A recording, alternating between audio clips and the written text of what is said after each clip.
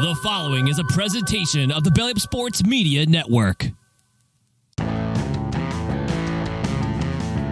are listening to the 1420 Sports Bar Podcast. 4 beer with a sports talk and a whole lot more. We are part of the Belly Up Sports Network. Listen in as Brent and Dave invite you to belly up to the bar with them to talk about everything in the world of sports, just like you would do at your favorite watering hole. It's sports, beer, and shenanigans, so belly up to the bar with us, grab a beverage, and let's get into it.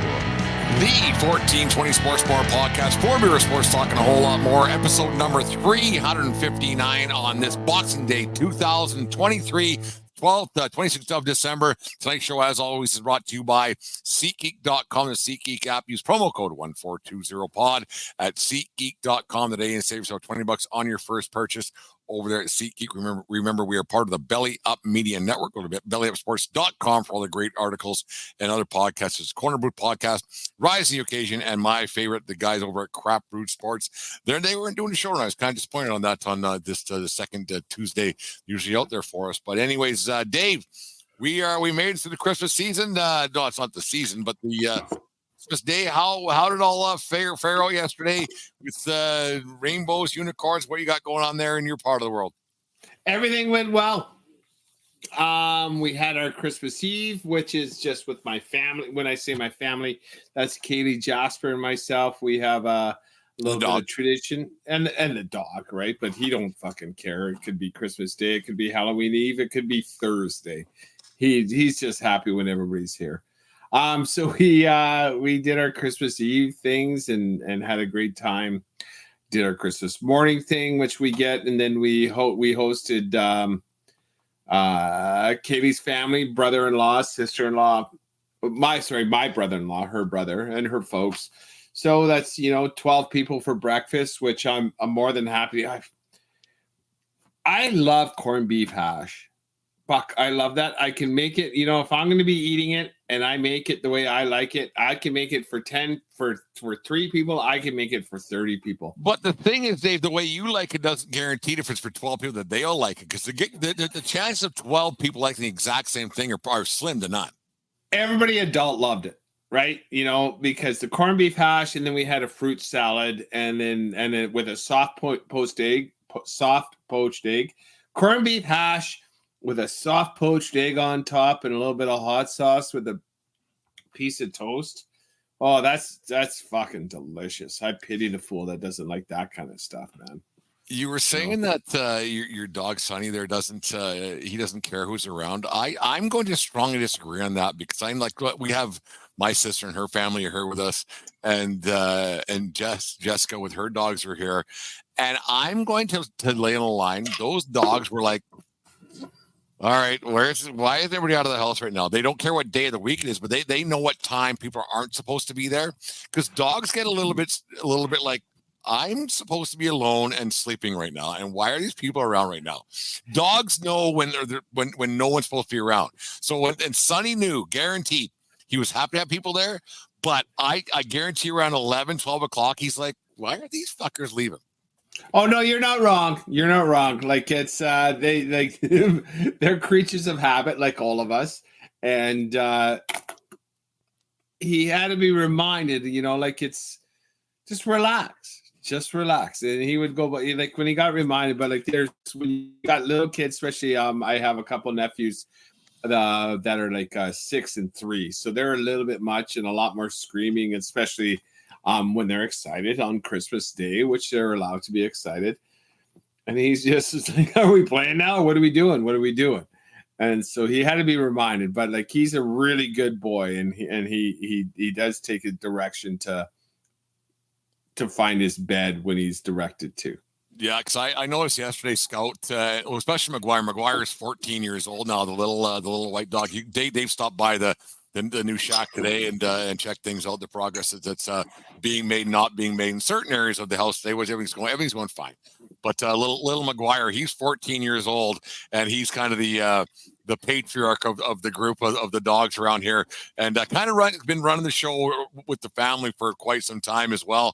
And like yesterday, I noticed McGuire was kind of the stink on everybody a little bit, like, okay, like he's only 4 foot, like 4 inches by, like, he's small. Oh yeah, he's like maybe he's 10 tiny. pounds. Yeah. And he's like, okay, you guys need to fuck off and stay fucked off right now, because it's McGuire's bedtime, and I don't care how cute you think I am. It's time to go. It's time for dad to get, like, like in his day probably is as a normal thing of the 24 hours. He's napping for about 20 of those hours. Oh, he eats, naps, eats, naps, goes for a walk, takes a shit, and then naps. And then he's not napping, he's sitting. Yeah, sitting and maybe looking out the window, looking for a cat or a deer to bark at. Goes off and whatever, I'm good. Then if a dog barks, like, oh, okay, man, I'm past that stage of my life. Yeah, but dogs are funny. I think they're the greatest. There's no getting. It's Sunday afternoon golf. 100% of the time. Like if an old dog had a chance to be like an old guy like ourselves, like when we are 70, 75, 80 years old, still doing this stupid show, we'll be is golf on? Nothing better, like back in my drinking days, Sunday afternoon golf on the couch, right? So you kind of nod off a little bit, and it's just it comes back on. You don't really care who wins. Like, I don't really have a dog in a race or horse in a fight or whatever else. Yeah, all right, it's on. That's a 10-year-old dog for sure. Yeah, 100%.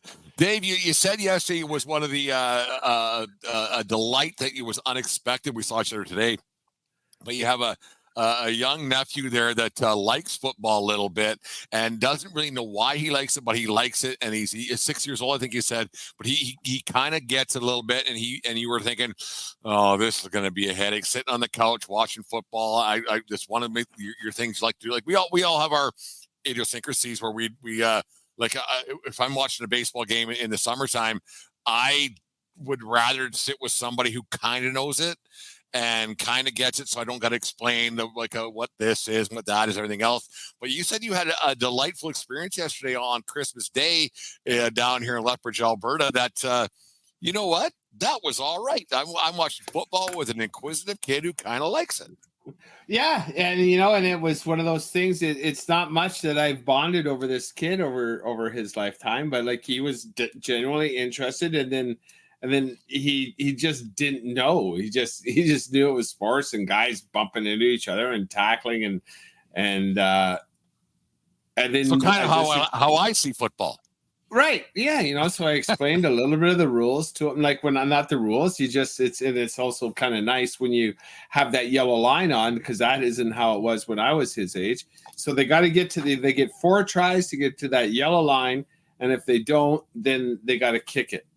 And we didn't get it. He's too young, Yeah, he scored. They got a point. I go, no, they got 6 points. And then now if he kicks it through, he gets 1 point. And then so they lined up for a field goal later on. It was quite funny, obviously, like as someone can imagine, right? They line up to kick. So they're kicking for 1 point. No, this time it's for 3 points. He goes, why? He goes, it's too much. I'm not going to go into that. It's further. Yeah. Further. That's in football football 201. We're in football 101 right now. So don't worry about that. Just know they got to get to the yellow line and then they get 4 more tries. And then, it was a lot of fun, like watching it with him, because it was something that it was a conversation I've had with that kid that I've never really had that conversation with him before. The one thing we talked about, I think it was on Thursday or maybe it was last Monday when we talked about it was probably Monday when we did our weekly 3Fs of football, and we kind of got into this last night's Baltimore Ravens San Francisco 49ers game, where I kind of thought it would be a nothing game, maybe because I'm like a half-assed Niners guy, and the Niners got blown out, so I'm gonna downplay it quite a bit right now. But I think you were in agreement with me a little bit that this game might be a bit of a rope-a-dope game for the Niners, where you know what, it means nothing to them. It means a little bit to the Baltimore Ravens, and you should try to win every game, kind of, sort of. But playing rope-a-dope and last night's game a little bit. What do you think there was a little bit of rope-a-dope or a little bit of both going on with the Ravens Niners game last night? Well, I think both teams actually did want to win that game, but there's going to be a game where a quarterback lays an egg, and that was definitely the thing in yesterday. Obviously, Baltimore played really well, and I'm not going to take anything away from their performance. Oh, no, not at all, no. But when you throw 4 picks, you're not going to win a fucking game. And so that game was put to bed by mid third quarter. But then also the defense of San Fran wants to play, and Lamar Jackson came to play. They clearly have it figured out, the OC there at Baltimore, how to move him around, and he's a mobile quarterback that can throw at any time, right? And with a threat to run. He's such a dangerous weapon, and I also thought that with Mark Andrews going down, that would affect Baltimore's offensive game plan a lot as well.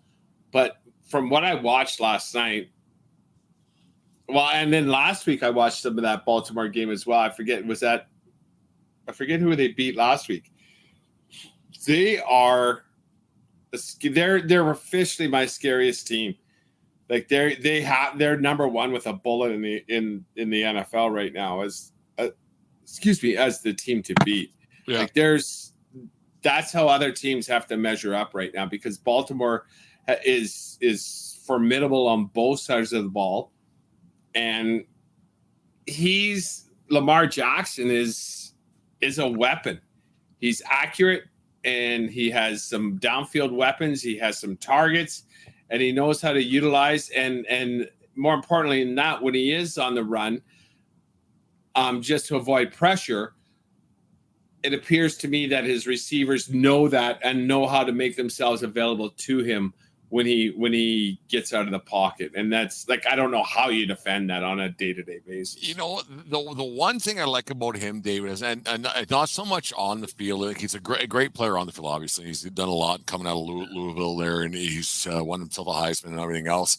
I like the way that he kind of bet on himself, and he didn't get dealt last year, and we all thought he was going to get traded last season. And he's his own guy. He's his own. He was his own agent. And last year about this time, we're thinking, dude, get an agent. And he bet on himself. He got paid a handsome amount of money, and he's proving everybody else a little bit wrong. And you know what? I'm good, and fuck you, and fuck you, and fuck that. He's really, really good. And I don't want to say he's the best league right now, but Jesus Christ, he's the best league right now. And I don't think it's disputable. And the way he went about his own business, betting on himself, and not really, and he wasn't. And what I liked about him last year, this time, or whenever the contract thing was going on, he didn't say a whole bunch. And I quite like that when quarterbacks or athletes in general, when they don't pop off and say, look at me, or they don't A-Rod it, I guess is one way of putting it. I quite like this guy just for that fact that, you know what, I'm good. And I don't need anybody else to tell me I'm good. I'm going to go out and do what I can do. I don't need an agent and staffing, because he's lost a lot of money probably with marketing, because he doesn't have the whole agency thing going on with him. I quite like him for the sake, and he doesn't play in the sexiest market. And I think the guy's quasi a great, not just a great player, a great guy to have on your team. It seems that way. In fact, I came across the Twitter machine today, a post-game press conference, whereas they said something, and they goes, well, about Brock Purdy, 4 turnovers and this, like that. Of course, you're going to win the game. And then he kind of responded with, that's disrespecting us. Why are you disrespecting us? I'm going out there and, yeah. I'm going out there, I'm balling. My teammates are going out balling. And if you're going to give excuses as to why we're winning, that's disrespecting us. I'm playing the best I can. My teammates, he could be the quarterback of my team any fucking time. The way he's handling himself, yeah. He's not me at all. Like you said, he's just doing it his own way. And who knows what's going through his head. All I know is that he signed this contract, and he's not sitting on his laurels. He's not fuck, I got paid, like you see in so many of these quarterbacks when they get their first big payday. He's there out to prove that he's worth every fucking penny of it. And you know what? I watched the Chiefs play on Christmas Day, and I watched fucking Lamar Jackson play on Christmas Day. And I know what quarterback I would rather have right here going into the playoffs right now. I know a team's better right now. 100%. Yeah. I know a team it's a lot, and it ain't close to better. They're a lot better right now. A lot can happen. And yeah, yesterday's kind of one of those catch me games and one of those sleeper games. You never know what could happen because, like, I was thinking about this yesterday when I was seeing, like I said, I didn't watch a whole bunch yesterday, family and Christmas and things, but I got to thinking about when I was watching that San Fran game a little bit last night. And I was thinking a question to ask you today, like, if you're a road team on Christmas Day or Christmas Eve, I think you have a bit of an advantage because you're going to fly in, stay at the hotel, do the thing. But if you're at the home team, you have a lot going on, like the kids on Christmas morning, the wife doing this, the stuff doing that. There's a lot of external noise on Christmas Day. And that's why these Christmas Day games are a bit of they're a slippery slope I think like the hockey doesn't do it, but basketball does it. And I'd like to know what the record is of basketball, like home teams, what their records are on Christmas Day, because the wife still wants to do this. I don't care how many zeros got in the bank account. Santa's still showing up. Whereas if you're the road team, you're fine the night before. Santa's taking care of stuff at home, right? Whereas like the home team, you got dinner afterwards. You got mama wants to do stuff. I was thinking about what your thoughts were on that. That's an interesting point, but I have to assume they're still professionals. I get it, but yeah, Jesus. And I wonder what like home day, game day is. Happy wife, happy life, everybody. Dave. You know that. No, yeah, of course I do. But you know, I'm wondering, like if I was running a franchise. Like we said about the dogs, creatures of habit, right? Like, so you just want to replicate the habits. So even if it's a home game, we're going to have a team hotel on game day. I think right? So. Right. And then you have they do NHL playoffs teams like, okay, we're doing well on the road. They stay in a hotel for home games too. Yeah. Yeah, because it's just recreating what like the habits. Because, like you say, you don't know. Like someone is living in a house with a 4-month-old baby, right? You can't fucking have a crying baby and fucking up your sleep. You can't have this. You can't have, especially at this time of year. You got people coming in and out of the house, and then you got to say hi to Uncle Sally and like, fuck, am I even related to you? That kind of shit. I can only imagine how it goes in a professional athlete's life as people are coming in. Oh, he's playing on Christmas Day, so why doesn't everybody come out of the house? We got room for everybody. Fuck that. Like you at the end of the day, you got a job to do tomorrow, and you want to be able to perform, and you can't stay up late. Even like you're not partying, you're just staying up late and visiting, and you're out of your rhythm. And if you're out of your rhythm, especially as a professional athlete. Well, that's what I'm getting at. Being the road team might be the better option for the during Christmas and everything else. Because there is no distractions. This is what we do on the road. Yeah, you're on the road. We're going to the buffet down at the banquet room in the hotel at the Shea Carlton or whatever they're staying at. And so it might be an easier goal as a road team on the holiday season. Like I 100% think that because. Yeah. You say, listen, honey, we forgot to get the fucking batteries for whatever, for little Timmy's fucking whatever he got for Christmas. Fuck, just stuff. Because stuff comes up no matter how much money you have, stuff still comes up that dad takes care of, right? Like it's just one of those things I thought about yesterday a little bit. Like I just wonder what the records are for the home teams, because the NBA has been doing it a long time. NFL got into it 4 or 5 years ago. I just always wonder what the record might be for the home team. I'm just curious. I mean, we can look it up, but I'm never going to. Once we're done talking here, I'll forget. Right, and it would be NBA because the NFL on Christmas Day is a bit of a rarity, and like fuck, we've been watching that. It's weird. Like, what day is it today? Because we had Thursday night football, We had Saturday football. We had Sunday football. We had 3 games yesterday. Like, I don't know what fucking day it is. The NFL. Well, it was funny when Auntie Awesome came over to Mom's over the Homeland there yesterday. She goes, yeah, because Sean been watching games. It was a game Thursday, Friday, Saturday. I don't know what day it is, she says. So it's just like exactly the same thing you're talking about. Let's get to some games here a little bit, not so much the in-game stuff, but there are some teams that we brought the Chiefs. Actually, let's start with the Chiefs. They're turning into like they were my original fuck that team back 19 weeks ago. I think it was 18 weeks ago. But now they're kind of turned into fraudulent. And I think a lot of and it's tough because you're such a great team and you have an all-world talent. Guys already going to the football Hall of Fame with Mahomes. And there's teams that are getting a lot of joy in beating the Chiefs.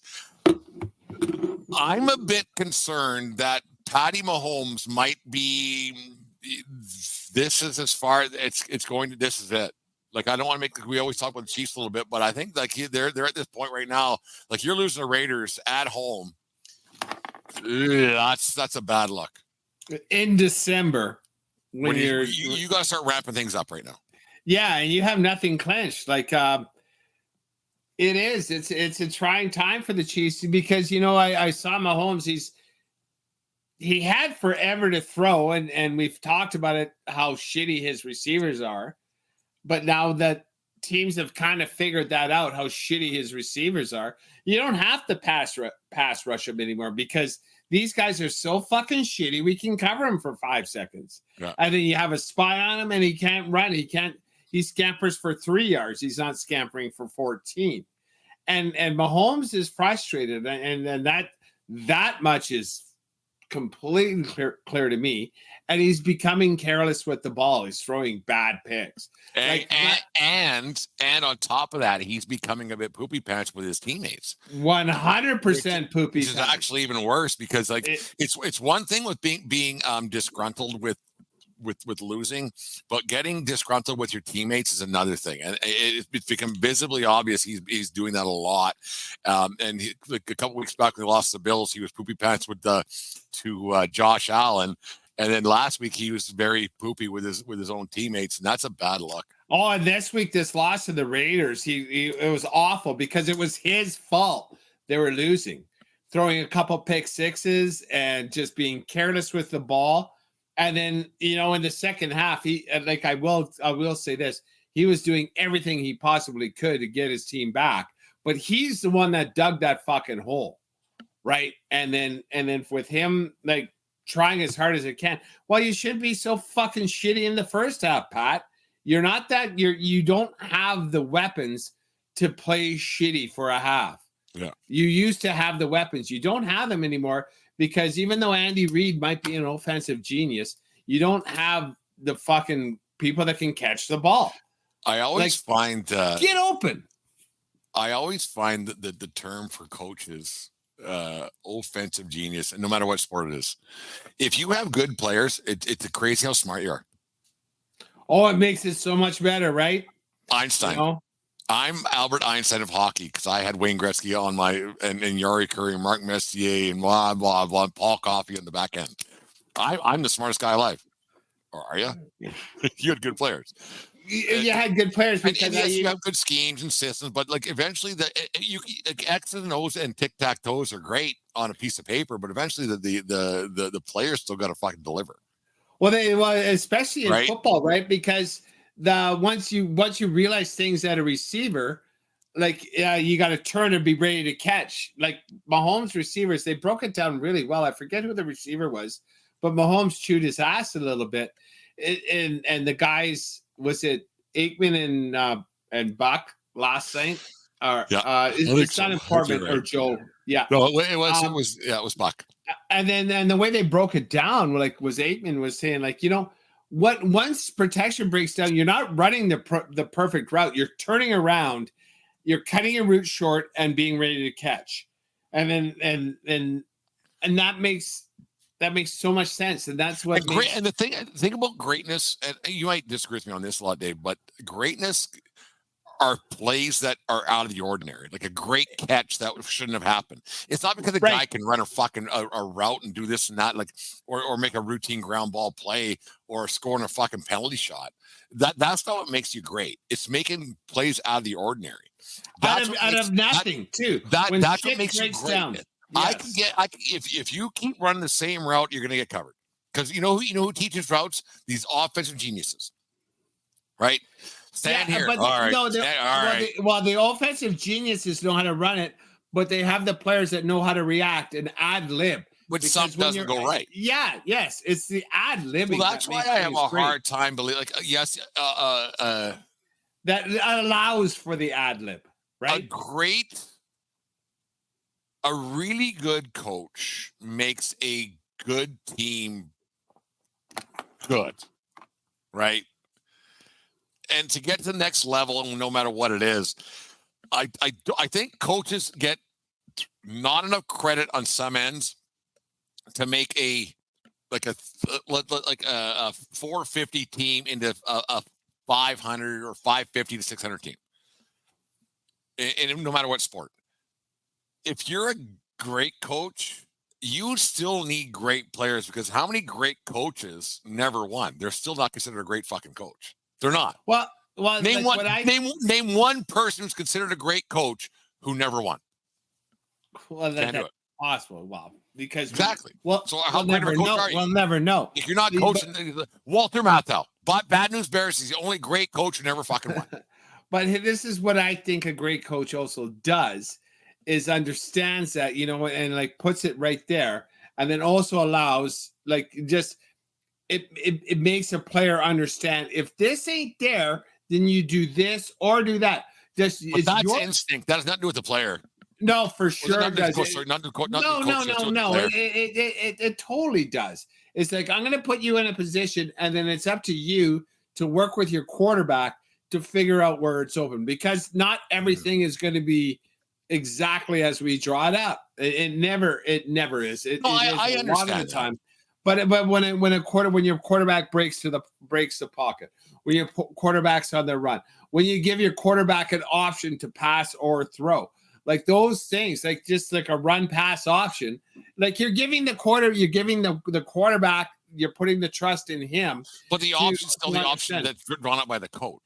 Well, it's the option, but it's up to the players to read. And like when a quarterback rolls out, specifically, I saw that with Lamar Jackson last night. Like when he was rolling out, like he was actually kind of jogging for 5 seconds, and then like he could have easily ran for 7 yards, but he was waiting and then passing on like at the last second before crossing the line of scrimmage, and then like hitting guys on like for yards after catch. And that was the other thing I actually noticed as I say that, is Baltimore's defense. They're a good tackling team, because San Francisco makes their hay on yards after catch. When you get hit by a Baltimore guy, you're going down. Like you got maybe a yard. You're not breaking tackles against Baltimore guys. And that's good to see. It's fundamental football. And it might sound old man, but when a Baltimore guy puts his hands on you, you're going down to the ground. There's a little situation a couple of years ago in Baltimore. We shouldn't talk about that, but anyways, nothing to do with football. But yeah, no, it's crazy. Like there's a lot of teams right now that are kind of making me a little bit crazy. There's a lot of right now it's quite funny. You got fan bases right now that are just thinking that they're all that in a bag of chips, and you're like, what the fuck? Like, you're out of your fucking head. And one of those teams that kind of makes me laugh a little bit is the Green Bay Packers, who find themselves in contention and everything else. And you're not that good. And they did the unthinkable this week. And they beat the Carolina Panthers by 3. And I read something that I can't remember where I saw it there and what website or what it could have been. It doesn't matter. But they're like, are the Packers Super Bowl contenders? No, they beat the fucking Carolina Panthers 33-30. They give up 20 points against a shitty team. You're not winning the Super Bowl when you give up 30 points to the worst team, arguably in NFL in the last 10 years. You're not a contender. Shut up. You're not.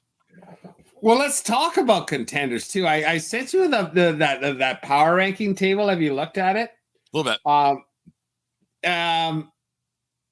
It's like, who feels good about themselves? How can the Eagles or the Cowboys feel good about themselves? They can't. Like, either one of those teams, like, one of them's going to get a home field date, the other's going to be on the road the entire time, and it goes through San Fran. This game coming up, I believe the Lions. I know the Lions are playing the Cowboys. I don't know where, but the Eagles Cowboys gotta be feeling like absolute fucking shit right now. The Eagles I watched a bit of that game. They had problems beating the fucking Giants. They pulled DeVito and put Tyrod Taylor in. And the Giants had every opportunity to win that game. I'll give the Eagles a little bit of thing, like, well, this is a team that we shouldn't have problems playing, but the Eagles just got their teeth kicked in the last 2 weeks. They should be coming out there and saying, like, we're the Eagles. We were in the Super Bowl last year and we want to get back there.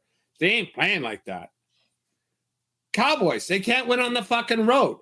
And then, like, I'm one of the people too. Like, the Dolphins team can put up a bunch of points, but I think they're a little bit soft. Ask the Dallas Cowboys. They ain't that fucking soft anymore. Like, the Cowboys and the Eagles are fucking frauds, both of them. I think the Eagles more so than the Cowboys. So I don't think there's a lot of people coming on a little bit of Cowboys apologetics this year for some reason. But a lot of people were picking the Eagles to do a lot of damage, maybe win Super Bowl this year, and they're not that good. They're just not that good. They have problems on both sides of the ball. They don't stop anybody, and no one's scared of them. And I think you're at a point this late in any season, and if nobody's scared of you to play you, like, okay, let's go in here and win a game. Right, and then the lack of, like, I'm going to put a lot of blame on Jalen Hurts. We didn't get to talk about it because that was when we were recording on Monday. I even said it on the podcast. Oh, fuck! Aaron's Eagles just gave up a touchdown to lose the game with 30 seconds. Jalen Hurts lost that fucking game. Like, let's not make any stretch. Like, he threw bad interceptions late in the fourth quarter when the Eagles, all they had to do was fucking eat clock and kick a field goal, and he fucked it up twice. And that's not a winner now. And then he came out and bitched at his teammates for everybody not being on the same page here. Don't go downfield. Don't go for 45 and a touchdown when all you need is 4 and a fucking first down. It's a total lack of understanding of game management. We've talked about a couple quarterbacks tonight who've been bitching about, and I'm more of a hockey guy than I'm a football guy, but I'm going to go back 30, 40, 50 years, or 40 years anyways. Like, you have a guy like Jalen Hurts throwing teammates under the bus. You have guys like Mahomes, like hissy fit on this. I'm not going to excuse Gretzky, because Gretzky was a bit of a poopy pants guy at times too, but because he was called the whiner, but everything else. But he was more towards the officials. But and sports is different than it was 40 years ago. You didn't have Sportsnet and everything else back then. That was a constant clickbait and Twitter and everything else. But these guys who feel the need to push the blame elsewhere, they can fuck off.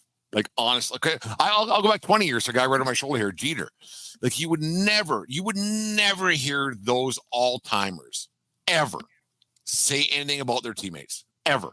I don't know. Obviously, I don't do the research like most people do, but you would never hear people talking that way about their teammates. There was basketball guys who used to. I remember Kareem used to say bad things about Magic and everything else, and then Shaq and Kobe and that. But you would never hear like a Wayne Gretzky. And let's compare Gretzky to Mahomes. Let's say the greatest at their trade at the time. Gretzky would never have said a bad thing about any of his teammates back in the day, compared to what these guys do now. It's one of those things, and you're allowed to. I honestly believe. Is it just parenting? Like, as dumb as that sounds, is it? Absolutely not. It has nothing to do with about parenting. It's your acceptability in your room and with your teammates. I have no problems with the quarterback on the sideline trying to ram his offensive line up and everything like that. But the way Patrick Mahomes was going after his offensive line on these, I saw like a couple highlights. I watched a bit of that game, and he was fucking reaming him out. For fuck's sake, Pat, you had 8 seconds to throw your ball. How come you're not chewing out them fucking stone hand bitches that are trying to deflect balls off their face masks, right? It's your receiving core that can't get open and can't catch the ball when they do get open. And like I say, like the fact that Travis Kelce wasn't targeted more tells me that he was covered like a fucking blanket. Like, as good as he is, if you put 2 guys on and know his tendencies, if you can't throw it to him, you can't throw it to him. It's all these other smells that the wide receiving core that are so bad. Or Patrick Mahomes he's grown. He's so much in his head that he doesn't trust him enough to throw it to him. And then, like, if he's throwing a back shoulder fade, then they might turn the wrong way and it gets picked off. Like, because I think he might be in his own head as well, because he doesn't know who he's throwing to, and he has no trust. The reason why I brought up parenting, Dave, I don't know how your dad was back in the day, back when you were screwing things up on the 26th of December, 1987 or 88, and you came home doing the Christmas goose. You might have latched onto her or something else, and you rolled into the house at I don't know, 3 or 4 in the morning, and it's one thing to get yelled at, but it's another thing to get that look. And I think that's what I was trying to was alluding to a little bit, was that look that maybe Gretzky might have given to his teammates, or Brady might have given to his teammates, instead of that strong finger wagging and the earful of shit. Whereas, like, when you get that look from your superior, which your dad was your superior, and Gretzky would have been the superior to his subordinates, I guess, and Brady's the same way. That look and that look of absolute disdain, instead of getting yelled at, because when guys get yelled at nowadays, they're like, whatever, dude.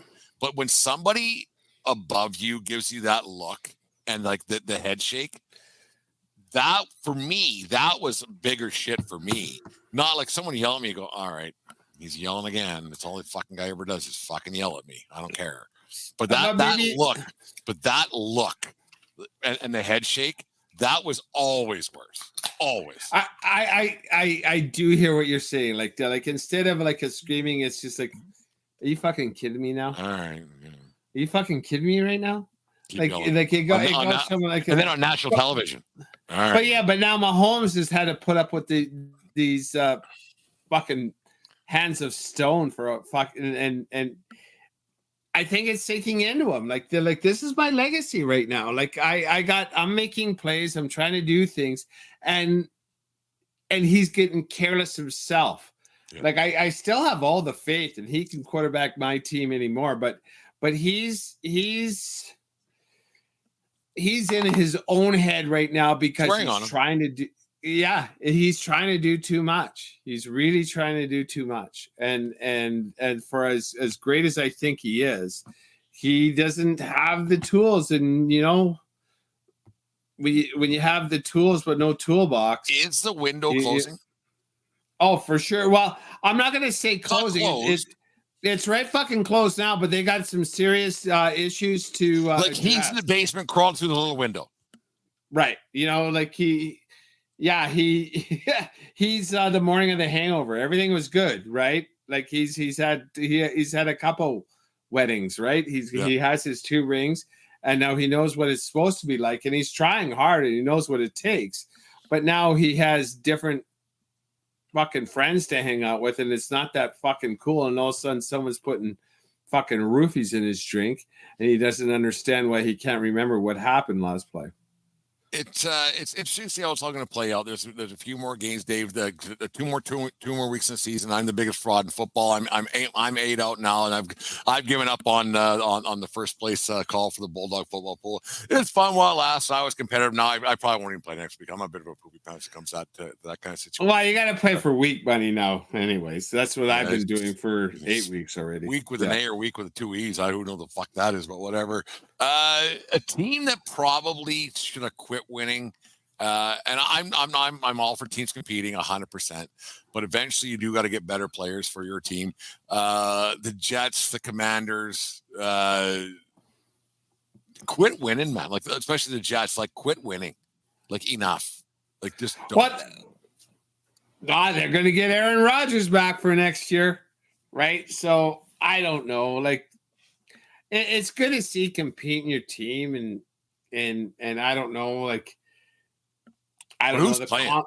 The Commodores. They're like Riverboat Ron's gone next year. The Panthers. Why wouldn't they win? Because the more games they win, the shittier the Bears draft. You're gonna be next year, right? Yeah, you're gonna be bad next year. You're gonna be a worse team next year. Yeah, the Patriots beat my Broncos. And fuck the Broncos. Russell Wilson is gone. Like I gave him a little bit, but now he thought he could win. Now he's trying. He tricked us. Yeah, you totally fucking tricked us. I want Russell Wilson gone. I didn't watch that game like I mentioned. I wasn't able to. And then the way they fucking lost. And then I saw I watched the game in 20 minutes. There was one play and it got brought to my attention on Twitter and I watched it. Russell Wilson got sacked, and not one offensive lineman turned around and that's what he gave him a hand. Right? Yeah, he goes like, "What the fuck are you doing?" Like because he was trying to avoid a sack. He had a tight, clean pocket. All he had to do was step up.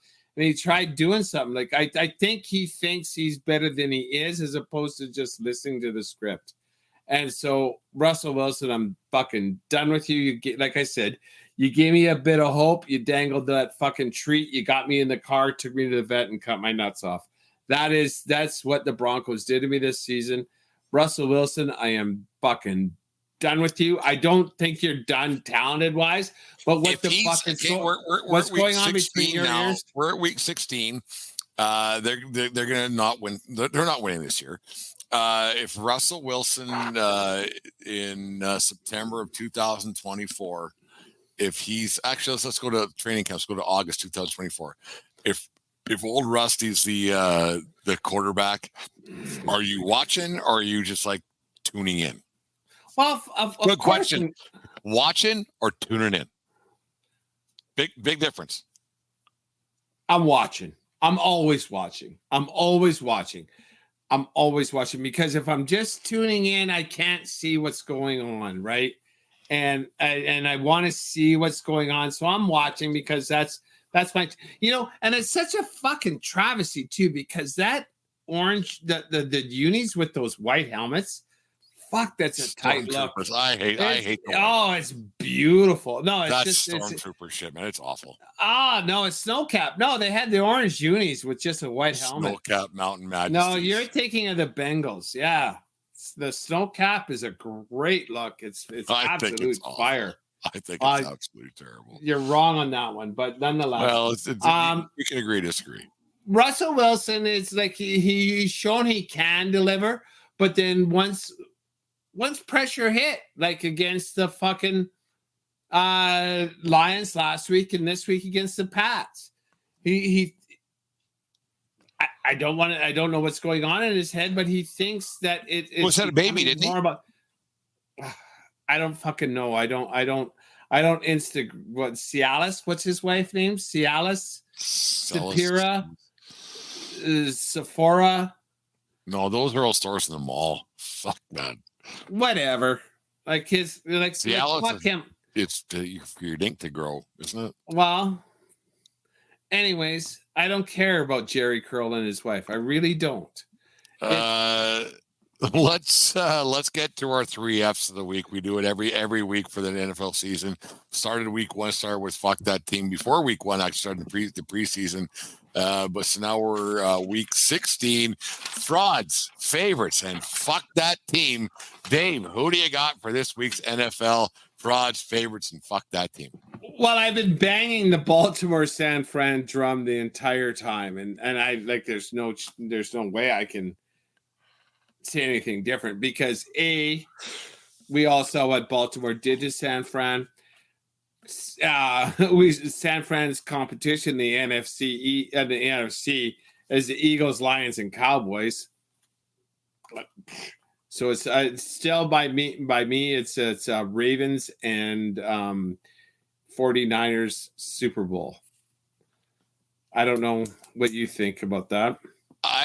For my favorites, I'm still gonna. I personally think because in the second half the Niners didn't run the ball at all. They were saving McCaffrey a little bit. They didn't want to. They played some rope a dope. They didn't play dumb yesterday. They say, yeah, well, whatever. Let's save our guy. And so I think my favorite still right now is the 49ers. I still think they have McCaffrey and he's the X factor because running the football has kind of become a lost art, and he's the one guy who still does it in the league, and that team does it quite effectively still. And I think they played really, really dumb yesterday, as predicted here on the 1420 podcast a week ago. That's my prediction with that one. They're still my favorites, because teams just don't stop the run once you have a guy who can run, and McCaffrey does, and they didn't run the ball at all in the second half yesterday. They didn't. That's my favorites. My frauds, Jesus, is because there's so many fraudulent teams. But I'm going to stick to. I think you might have had them a couple weeks back. They were my first fuck that team, but fraudulent I think's got to be you can't lose the Oakland Raiders. You can't. Or the Las Vegas Raiders. At home on Christmas. And in December. Yeah. There's extenuating circumstances. And I think that there's some situations there that the team, there's a lot of shit going on behind the scenes with that football team. I'm not blaming Taylor Swift and I'm not blaming Travis Kelce. But and this might be another thing. I don't think that helps that situation. There's a lot of external shit going on with that, because a team's a team and they're a cohesive unit.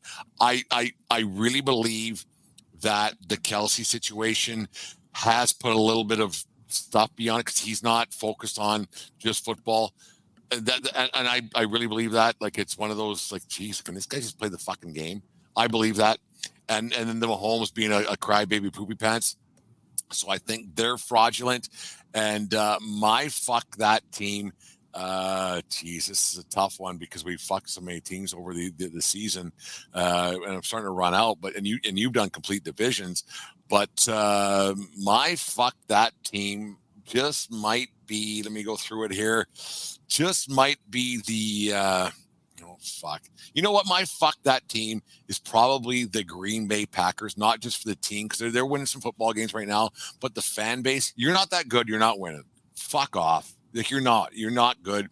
Like, the Lambeau, like historic Lambeau Field. Historic Lambeau Field. You've won 2 Super Bowls with some of the greatest quarterbacks in NFL history. You have Jordan Love, who's completed 9 passes in 3 years. Fuck off. Like, you're not that good. That's my fuck that team for this week. My fraudulent team is the One Stars. Like, I even know they were your pony for a little bit there for the NFC to get there, but they now have a losing record on the road and getting pumped by Buffalo and then getting beat by Miami, which is a team no one really wants to. It's a tough team to understand. Like, Miami's clearly a good team, and their record dictates that. And they have a high-powered offense, especially with Tyreek Hill there. But, like, are they really this good? And then Dallas went there and got beat again by 2 points. Like, that was a must-win. If Dallas wanted to show people that they're for real, you can't lose games on the road in December against beatable teams. And and I don't know how Dallas thinks they're going to do this, because I don't know, because Dallas is America's team, so you hear more press about them motherfuckers than anybody else, and this is our year. It's not your year. You can't win on the fucking road. And if you can't win on the road, if it's not this year, when is it? And then when is it? And now them and Philly are trying to lose each other out of the number 1 seed in the NFC East. Yeah. So, but if Dallas, if you don't win that number 1 seed in the NFC East, because you're not getting it for the NFC, you're going to have to win games on the road, and you can't win games on the road. And that would be very concerning for me if I was a Cowboys fan. So the Cowboys are a total fucking fraud as far as my fuck that team.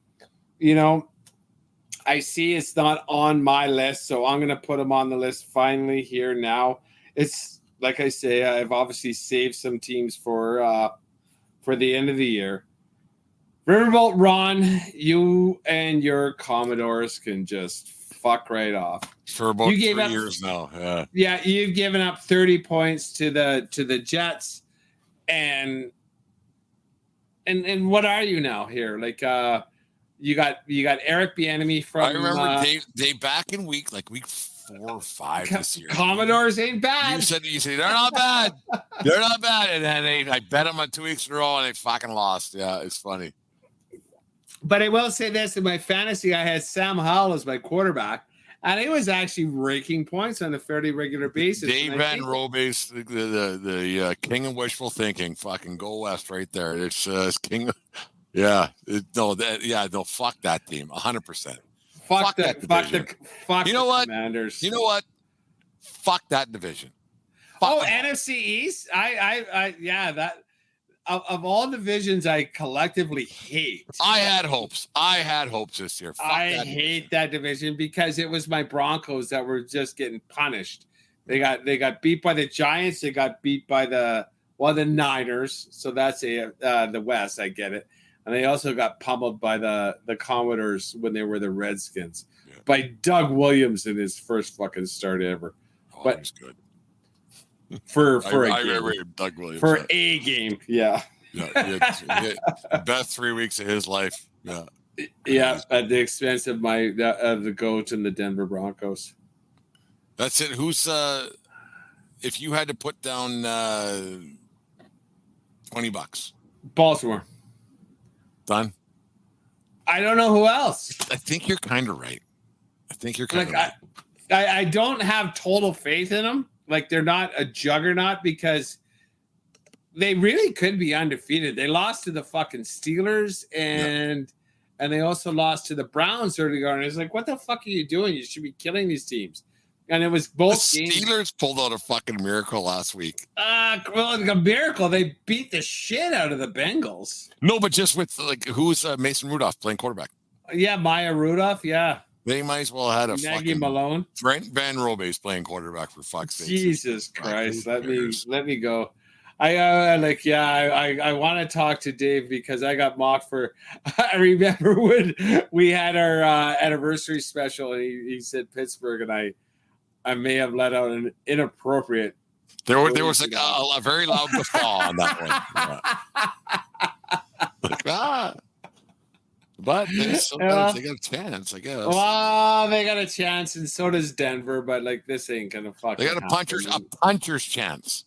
Chip in a chair. That's all you can ask, right? A puncher's chance is different than a guy who gets punched in the face chance, right? It's right. They're not on the you're not buying ad space on their soles of the shoes just yet. Yeah, there you go. Anyways, that's it for our week 16 NFL Week in Review 1420 Sports Bar Podcast. 4 Beer Sports Talk and a whole lot more. This segment is brought to you by SeatGeek.com, the SeatGeek app. Use promo code 1420pod at SeatGeek.com today and save you $20 on your first purchase over there at SeatGeek. And he's basketball. I watched some basketball yesterday, actually. Jim's a big basketball guy.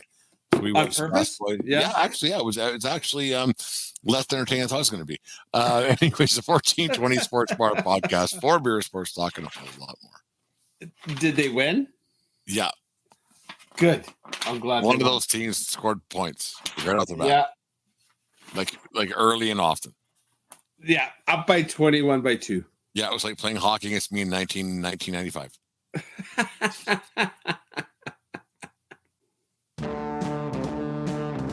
Are you thinking of going to a game or a concert in the coming days ahead, or do you already have tickets and want to upgrade where you're sitting? It's simple. Go to SeatGeek.com or the SeatGeek app. They have tickets for all sports going on right now, as well as concert tickets to shows throughout North America. And to make things even better, use promo code 1420POD, that's 1420POD, and receive $20 off your first purchase. Once again, that's promo code 1420POD at SeatGeek.com or the SeatGeek app. The 1420 Sports Bar Podcast, for beer, sports talk, and a whole lot more. Dave, yesterday I was sitting around the homestead there back in Fort McLeod. We Craig and Jim, the legal analyst of the 1420 podcast, and the producer, the sound guy, the guy that does all behind the scenes for us. We were sitting there. Sound guy, all of it. Music supplier. He makes it sound better than he makes it sound a lot better than we are. We were sitting there at the homeland watching some NBA basketball. The first time I watched basketball in a long time. It was good. Like, it was there's athletes out there. There's no getting around that. But as soon as the first jump ball, it was Denver and Golden State we were watching.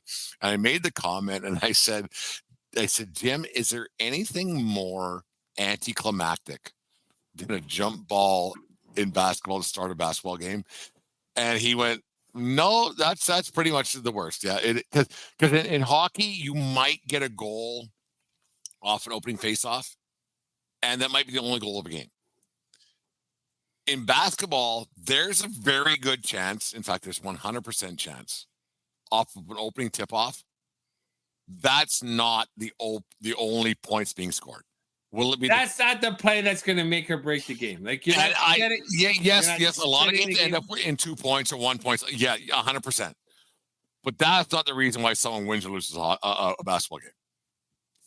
It's ridiculous. Flip a coin, right? Like, make it like football, right? I guess it's pomp and circumstance. It's one of those things. You just do it, and yeah, doesn't hurt. It doesn't hurt anybody, but it's like, all right. Are they even trying? Like, and also too, this 5'10" guy is throwing a ball like, honestly, 15 feet in the air. Like, how high can these fuckers jump? You just wonder if there's got to be a betting line on it. Who wins the opening tip off? Got to be. Possibly. Like, I don't like. You're right. You can bet on pretty much anything. So I would guess there would be who wins the opening jump. But it is. You're right. It's fucking. There's 200 possessions a game, for fuck's sake. Just like, okay, you start this time. 220 points a night. Yeah. Like, it's dumb. And in the NCAA they start it, but like whoever wins the jump, then the possession arrow goes to the next team because they don't have jump balls anymore, right? Yeah. They have a possession arrow, so they realize it's dumb, and they're gonna make it fair and just take turns. That's all basketball is. It's taking turns, and then hope someone misses. Yeah. Take it. Yeah, here's your turn. Here's our turn. Oh, you get it. Oh, you missed a shot. Their turns are hard. Like there's times that it's hard. I'm not suggesting it's easy, but you still get your turn. Like 50-year-old man and 49-year-old man can't do it. So yeah, it's hard. But unless we're doing it against each other. Here's your turn. I think I would beat you senseless in basketball. Oh fuck no! I can post up. I'm a defensive animal. Oh, I would make you look stupid. And then when I'd like to see that. When it's white man can't jump, that's me and you on the cover of the fucking video nowadays. Me and you right there. White man can't jump. Dave, 1420 guys. We could do it at my wife's gym, and we could put the rims down to they wouldn't let us disgrace that fucking establishment. It'd be awful. It'd be gross. Don't worry. Like anything, like it's been disgraced more than by you and I. There you go. Like you say the time, I'll make some calls. Dave, the World Junior Tournament I got going on today, and I haven't been, and it's been growing for a few years now. The lack of give a fuck And it's sad. It's sad for me. The World Junior Tournament in Canada used to be a huge thing right across the country. I remember the big one back in 1990 with Lindros in Saskatoon, and on it went. It's been it's even before then. But go ahead. But it's been, and like you go down to the Piastani Punch Out in '86, and then the first one that was telecast when they didn't have the anthem in Minnesota in '84, '85, I think it was. It's been an institution for a long time here in our country. In the last couple of years, because of the Hockey Canada discretions that we've talked about, not ad nauseum on our show, but I have not seen not the disdain, but I don't know. I've never seen it like this before in my life. I mean, me and Jim, we were moving some stuff today to the new world headquarters here, and he's only 20. He's 22 years old now. 23, just turned 23. But 22, born 2001. And he's like, yeah, it used to be like Christmas. You get the presents, the jerseys, the hats, the stuff at Christmas time. World Juniors, you know the players, everything else. And these guys are still in his wheelhouse, guys that he would have known and played with. I have never seen it like this before in my lifetime that I can remember. That just like nobody gives a fuck about this World Junior Tournament. And it's too bad. We know why. We'll get into that in a little bit, but yeah, it's just. Do you agree with me on that a little bit? Well, yeah, and I feel the same way. Then anytime something that used to mean a lot to me that doesn't anymore. Why doesn't it mean a lot to me? Well, like one of the things is because of Moeller, my kid's not in hockey, and I got other shit to do. That's one thing. Back when it was important to me, it was a thing. Like we were all single and that was a thing around Christmas time. When we were all single, we would meet up for a drink on the 24th at a bar. And then everybody went their own ways at 2:00. Right. Yeah. And then we did, that hasn't happened for years.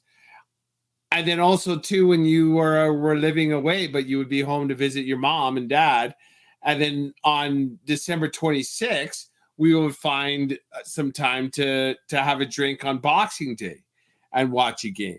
So is that because of me in my age? Is that because of us in our age?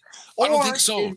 Or is it because now, junior hockey ain't a big thing anymore too? Because once it became important to us, it was important to us because Canada wasn't, they weren't allowing professionals in the Olympics. Right. And this was a thing that was every day. And this was us as Canadians to prove that we were still the best hockey nation in the world, despite the fact that Sweden won an Olympic gold, Russia won an Olympic gold, Czech won an Olympic gold, but Canada can. And then how can you call yourself the number one team when you never win an Olympic gold medal or you don't win a world championship gold medal? Well, that's because all our players are playing for the fucking Stanley Cup. But say that to someone that's not. Yeah. In the know.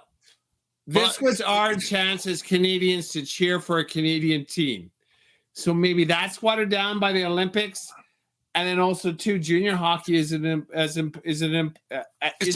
important to me now as it was when I was that age. So it's just, for me, myself, it's just a total watered down of the product as far as the give a fuck meter. The thing for me that it's odd to me is that I remember, and this is just, and Jim's 22 years old, and I remember going to my sister's place when he was 5 or 6 years old, and it was played overseas, and yes, it was West Coast. You got that extra hour to sleep a little bit, right? The 6 a.m. to 7 a.m. game, whatever it might be, because this morning Canada's game was at 5. I'm not getting up for that. A special preliminary game. It was against Finland, so it's a pretty good game. It turned a pretty good hockey game. I watched the replay today, but there was a time when people would get up for those games, and now you're not. You're just not. Is it because for a lot of years, it was played where in Canada, and I believe this 100%. This is one of my own beliefs, is that for too many years, the product got saturated here in Canada, where we got spoiled, where the games were at 5:00 Mountain Standard Time. So you get used to it because there was every other year it was in North America, but whereas we used to have to wake up to watch the games if you wanted to watch at 5 a.m. And like you said earlier on, when we would go out booze until fucking whatever time, you stay up all night, watch the fucking game, right? And you would. When did we catch a period or two? We would leave the bar to catch. Watch the game now. Yeah, then we watch a period and a half, and a bunch of kids we didn't know. But then you would grow to know these kids you had no idea who they were in that 10, 12 day span. We would learn to know these kids because we didn't know anything about these kids. Like I remember fucking Jeff Wojciechowski scored the big goal in 2002, I think it was. Drew Doughty, Jordan Tutu, and then the like everybody knows about the Eberle goal in 2009, and then you go back 100 years ago to the 1990 team, and on it goes. And now it's become a non-factor, and like I said, like it's odd because these kids at gym kind of knows a little bit or knows of, and he's like, I don't know. These kids are his vintage, right? Yeah, a couple 3 years younger, and that's it. Like I don't know. It's just it's different, and even TSN doesn't cover it. And is it partially? Actually, let's not sugarcoat this. Does it have a lot to do with the Hockey Canada scandal? Does it? I'm not saying it doesn't, but I don't know that it does. I just think it's just become a point where, I'll say this. If you're not a hockey parent, but like if you're not a hockey parent, who gives a fuck about hockey kids, right? But that's odd because like there was a lot of hockey parents or non-hockey people who used to just watch hockey. Yeah, because that's what you did. But now that you know what's going on, a lot about what's going on with hockey, is there just less people? And I'm guilty. I think there's a ton less people that watching hockey is like not watching hockey anymore because there's so much other shit to do. And, back in the day, like for you and there's just less people watching hockey. There's less people like who watches Hockey Night in Canada anymore. I don't. Elaine, my sister. I never fucking does. Do you watch Hockey Night in Canada faithfully? Right there. Is hockey ever on? It's just gone on, whatever be right. Yeah. And hockey isn't our national sport anymore. People would rather be doing other things, and that's for sure. Yeah, it's odd, and that's just the way it's. I still believe it's a natural sport. And for to go to one level, like cause it was like extreme Hockey Canada, like you said. Like I remember 2002, I put up a picture here that I had in storage here a couple of days ago. And then the Salt Lake Olympics. Yeah, the Salt Lake. It was extreme Hockey Canada because you had all this stuff, right? And then it went on and on it went. And then to 2010 and then on and then everything. And then it just went, well, that's it. Yeah. It's odd. I don't think it's odd. It's indicative. Like, it's just like, there's just so much more to do. And there's, it's all like I think it's about the almighty dollar. Hate hockey. I don't like it as much as I used to. No, and I love watching high level hockey, but like regular season hockey, I honestly could give a fuck. It's like that. Like NFL is the only sport I can watch from start to finish, and I can watch a hockey game too. Like I'm gonna qualify that. If I come into a hockey game and like, God, this is a decent game, but there's no game I fucking make a point of catching for hockey anymore. If I stumble across a game that I like. Why is it that Hockey Canada, like the World Juniors, is it because the best on best was, because I remember the best on best, like the Canada Cups, the World Cup of Hockey, like those ones. Like I remember that. And the best on best, like, holy fuck, this is something else. Even like the best on best, we talked about before here on the 1420 podcast, that 96 World Cup of Hockey, the greatest exhibition of hockey that I've seen. Oh, and Mike Richter was like the most. It was two North American teams, right? Yes. It had nothing to do with Russia or anything else. It was like, holy fuck, this is unbelievable. And it's just kind of it's not as good anymore. Maybe the market is saturated. Like I honestly might believe that. It does actually mean more to people in the industry, right? Like whether the industry be media, whether the industry be Hockey Canada, fuck you. Hockey Canada, has a total fuck you. I don't give a fuck what those guys want to try and tell me what they want to do. But on that note, let's get a negative thing. There's some derogatory, there's some negative things going on with some sexual scandals and sexual abuse scandals. With Hockey Canada, the players in 2018 team, I think it was. If I'm wrong, then I'll fix that. But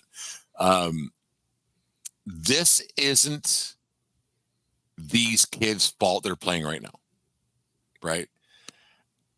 And then like the 2009 Eberle thing, there might have been some shit like going on. I don't know, fuck, whatever. But why did it take, or why, like there's something that we know nothing about that a few kids were involved in? Like let's say there was five guys involved in this situation, which is wrong. I'm not downplaying it. But why are kids like last year, this year, 3 years ago, 4 years ago, this year, next year? It's like, fuck, that's it. And it's not the kids' fault because, and then you want to get a deeper point that the kids that are playing now, because we're 2023, so they would have been 5 years old, right in Eberle's wheelhouse when that Eberle goal happened, right? And you watched it, guaranteed you did. Oh, for sure, it was magical, right? I know. I was in Las Vegas when that happened. And I made sure that I was at a bar that had it on and on and on it went. I made sure that, and I don't think I don't think it's a scandal that's taken away from hockey. I really don't. I agree. I agree because these things have happened, and maybe. Because now, back in the day when we were kids, it was always on CBC. It was on just public cable, right? But now you have to have a cable subscription to that TSN. Might be it. You have to subscribe. So it's not on in every house in every place, right? You go to Grandpa and Grandma's and it might not be on. The only Mom reason doesn't have TSN. She doesn't need it, right? She's like, oh. Right, exactly. She probably has sports. She watched the Flames, so she watched Sportsnet. Yeah, so she has Sportsnet. Margaret ain't watching fucking Shannon Sharp on fucking on TSN or on ESPN. Right. She's not. Right, she's watching curling and her Flames on Sportsnet. Yeah. Right, but if you need more than cable subscriptions, that's a thing.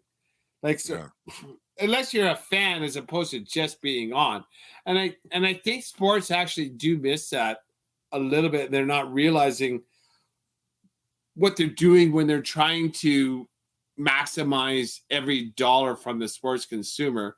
You're not getting the walk-in shoppers anymore, right? That's a good point, Dave. The window dressing, and so that you see it oh, fuck. That's a very good point. For subscription options, push this when you see it on the thing. I'm like, fuck that. So I'm going to see this kid for 10 days. I don't give a fuck after that. That's good. Right. Point. Some things like this, I think Hockey Canada, I think sports as a general rule should think more about putting big games on non-subscription platforms where you don't need TSN, where you don't need ESPN, where you don't need Peacock. Obviously you know exactly what I'm saying. Yeah, it's not there anymore. So you can't accidentally stumble across it. And when you're not stumbling accidentally, you're not seeing it at all. You want to go back fucking to 1985? The Pia Stanley Punch-Out was on CBC. Right? There it is. Right. And then you watched it. And TSN used to be part of it. It used to be part of your cable subscription, right? And there was only TSN 1. And you turned it on, and then it was just on, right? And now you have to fucking search and look, and then nothing draws a crowd like a crowd. So if it's not always in front of you, you're not seeing it anymore, right? So you don't care.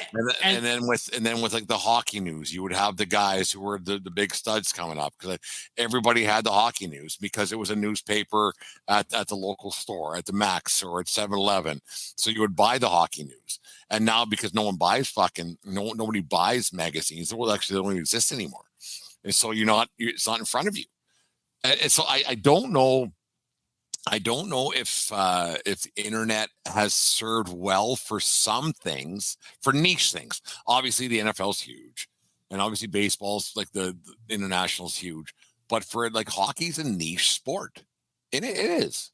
And it is, and when you're putting it on like basically a pay-per platform, right? No one's gonna watch. You're taking out, and then especially with nobody knowing what's on anymore. Right. And there's so much on now, right? There's so much on. You have so many more options. Well, the very first time I watched World Juniors, it was a choice of one of 4 fucking channels. And it was channel 2, it was channel 10, it was channel 12, and channel 13. Channel 10 was the CBC, and that's where fucking hockey was on Saturday night and World Junior time. I love the World Juniors. Like I didn't watch today, and I'll catch on to it. Like but I don't love as much as I used to, obviously.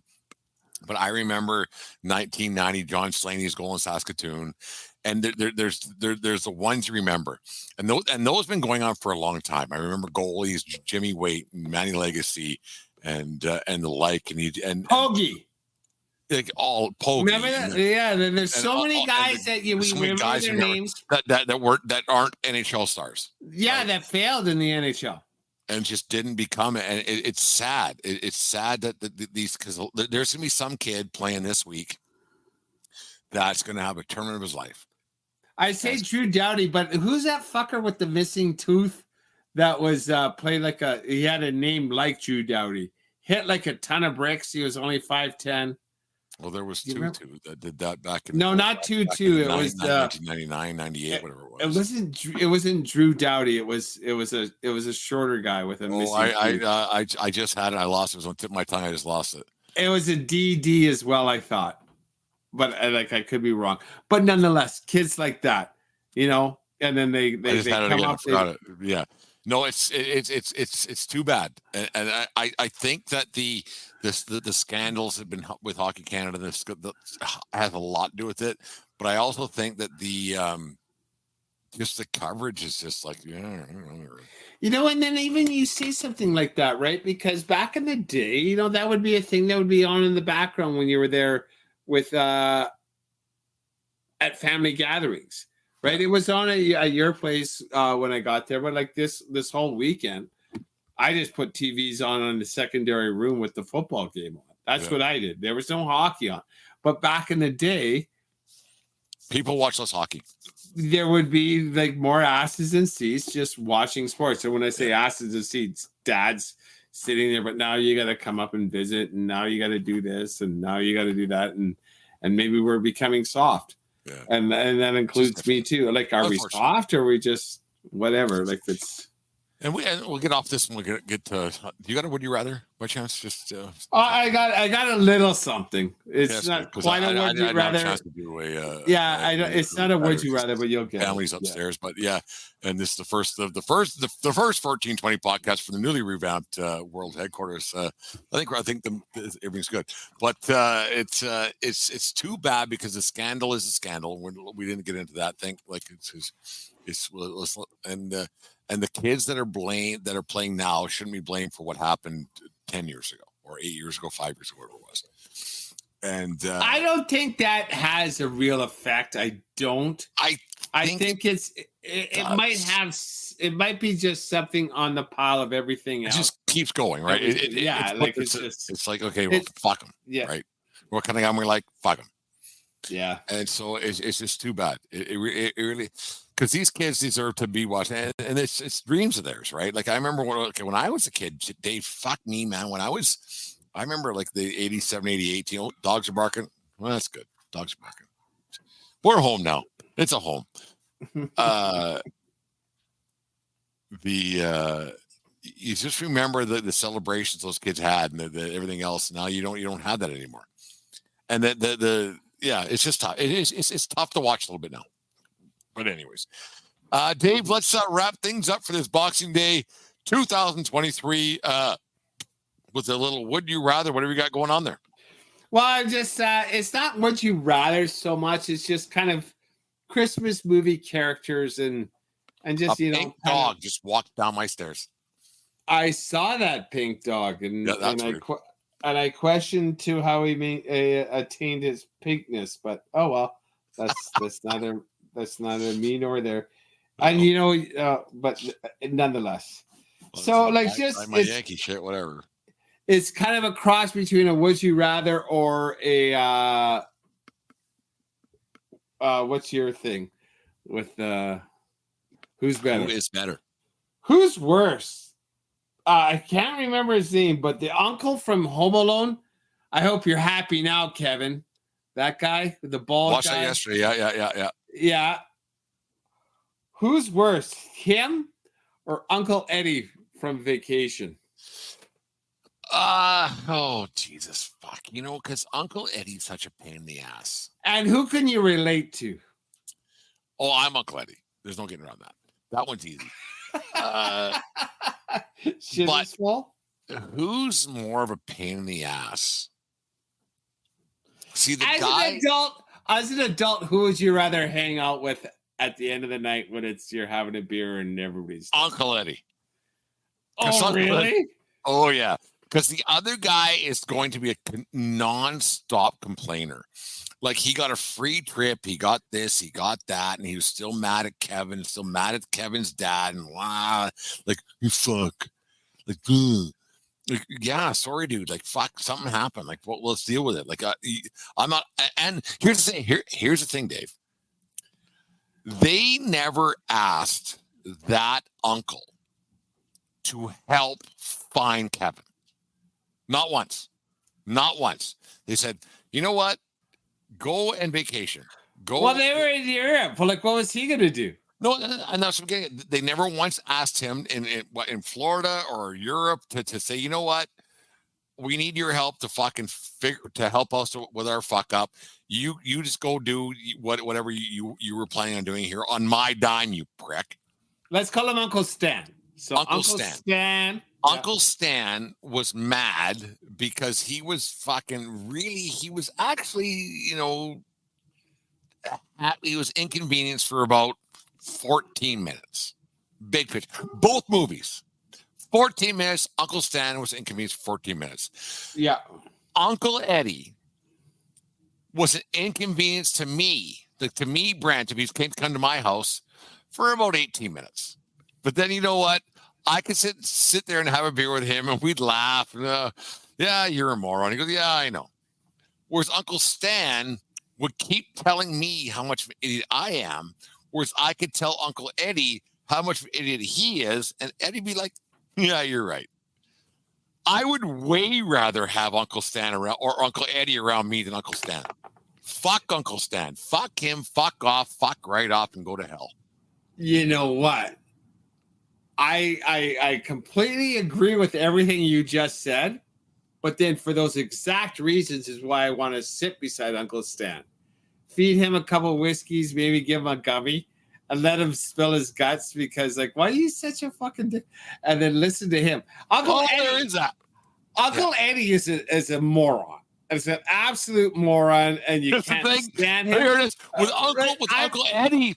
Uncle Eddie's waiting for you till Uncle Stan's passed out. And then I can move on to Uncle Eddie after Stan passed out.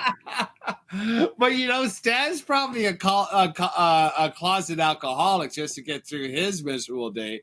But then, like, now that he has someone like, oh fuck, this and that, and he's not going to be going. Whereas Uncle Eddie might go all like X and on you or whatever they fucking conspiracy theory. Oh, that's just whatever. Well, and that's Uncle Eddie, right? Whereas Stan is just a cranky guy going to the thing, and he doesn't want the kids to like him, right? Like as the uncle, like I understand that because I'm a little snippy with my nieces and nephews. I don't want them coming to me, right? It's like I'll find a kite, I'll throw them. Mine are around. They're at an age now, like. See, because you are at that age, like, but and now I'm drunk uncle. Right? Like so. Where I want to be Jim and McKinney are like, oh fuck, Uncle Brent's drunk again. Oh Jesus! Yeah, you're gonna like, well, Dave talked me into doing it. Like, so you almost no, it's funny. No, it's no. I'd way rather Uncle Eddie. Uncle Eddie at Christmas, 100%. Uncle Eddie during the day, but also Uncle Eddie stays the night and he drains his fucking thing. Uncle Eddie in fucking April, I'm like, oh dude, Jesus, fuck. Let's not do this. Shows up unannounced. And then on the same thing, what's a funnier movie? In the Christmas Story, the kids getting their tongue stuck to the pole? Christmas Story, or Uncle Eddie's shitters full. The funnier moment. The funniest part of that moment of we watched Christmas Story yesterday. The funniest part of Christmas Story is when that kid, he stuck his tongue to the pole, and then he's like, ah! And then it goes, and the bell rings, and they all went like, yeah, I'm out. And they went out. Sorry. And then the teacher's asking, yeah. They're like, yeah, fuck, dude did it, not me. And they fucked off. That was that's the funniest part of that one. Like, it's not my fault. That's the funniest part. I love that movie. Christmas Story is my favorite movie. It's not my favorite, but that moment is like comedy gold. Yeah. Like, all right. And then when he's beating that kid up. Oh, Farkas or whatever his name was. Tommy Farkas. He spazzed. Yeah, he spazzed. He had enough. He had enough. He wanted the red rifle and everything else. Yeah, he didn't go turbo. He spazzed. He spazzed. Yeah, 100%. Anyways, no, Christmas is fun and everything else, and we're it's great, and it was so much fun, and we had a good time. Now we're family's upstairs, so we'll get back into it a little bit upstairs, and we'll laugh about all that stuff because Jesus Christ. And the funny thing about Christmas, Dave, is that every year it's the same fucking stories, and you laugh at the same fucking things, and it's great. It's so great, and it's wonderful, and you look forward to it. Yeah. Right? Yeah, because even like yesterday, like they were sitting talking with Jim and McKinley and talking about stuff that happens in the Queens back in 1993, and there was a little situation back in 1990 or 89 when the tree got cut down, whatever. And they're like, Uncle Brent, we've heard the story. Well, it's still Christmas, right? It's one of those things. Wait. Well, that's what I say to Kaylee every time. Like, so how many times are we going to hear this story? Well, as many times it needs to get told, sweetheart. And, like, girl, and women are like that. I guess they talk. Well, what was funny is mom had a little situation there. We'll talk about it off air here, but mom told a story about the McDonald's over here in the West Side that happened to her last week when she was here getting some supplies, and I've heard the story now 14 times at least. Like, just funny, like, oh Jesus Christ! But it's just funny. Christmas is one of those things. But anyways, Dave, good show tonight. We found something out of nothing. We took some feathers and made some chicken. There we go.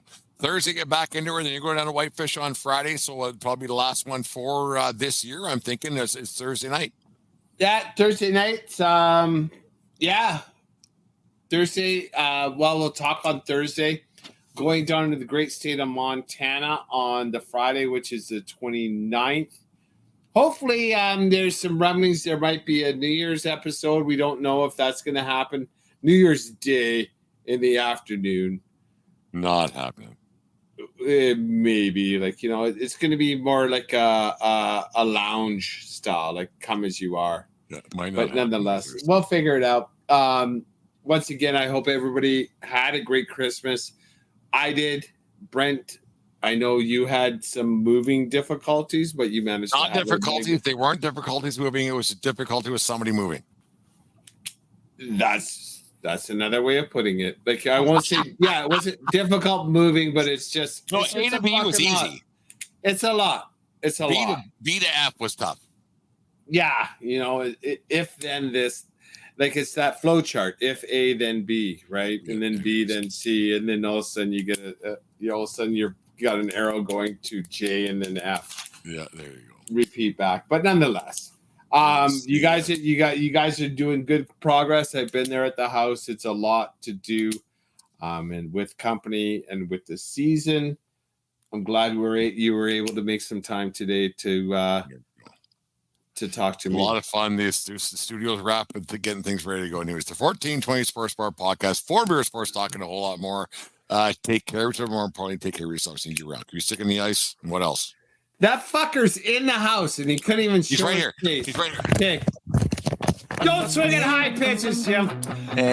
I will not. Thank you, Dave. Okay. You're welcome, buddy. Thanks for your service and talking to him face to face for all our fans. Thank you, Jim. Thanks, Dave. All right. Thanks, guys. Thanks, Dave. Later, Jimmy. Thank you very much. Talk to you guys later. See you on Thursday.